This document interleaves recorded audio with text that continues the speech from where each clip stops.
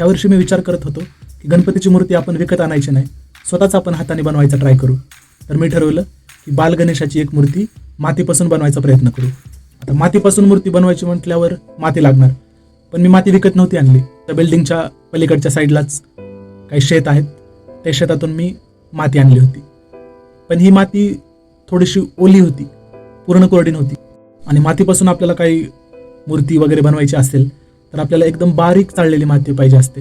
कारण जर आपण बारीक चाळलेली माती घेतली नाही तर त्यानंतर हे जे आपण मूर्ती वगैरे बनवतोय हे वाळल्यानंतर त्याला तडे जाण्याचा धोका असतो.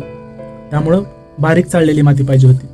तर ही बारीक माती मिळवण्यासाठी मी शेतातून आणलेली सगळी माती पाण्यात मिक्स केली आणि त्यानंतर चाळणीमधून किंवा कपड्यांमधून ती चाळून घेतली.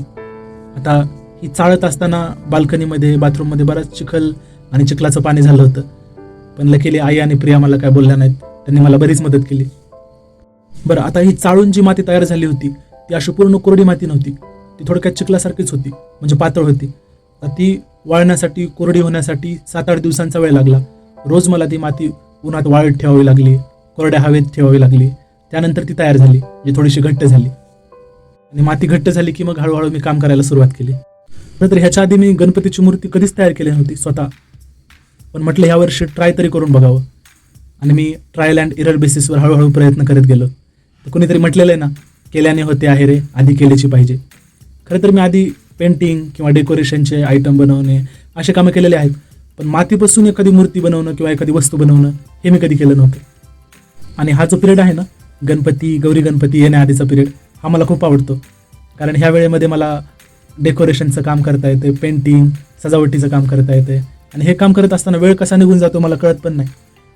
आणि सध्या लकीली वर्क फ्रॉम होम सुरू असल्यामुळं मला ऑफिसचं काम करता करता काम पण करता आलं.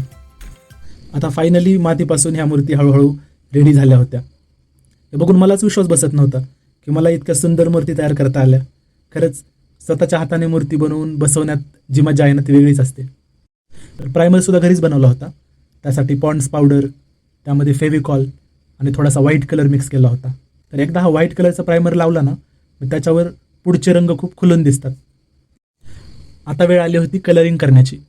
मी बराच वेळ विचार करत होतो की स्किनसाठी कुठला कलर वापरू. त्यानंतर बरेच फोटो आणि व्हिडिओज बघून मला असं वाटलं की येलोइश कलर यूज करावा स्किनसाठी.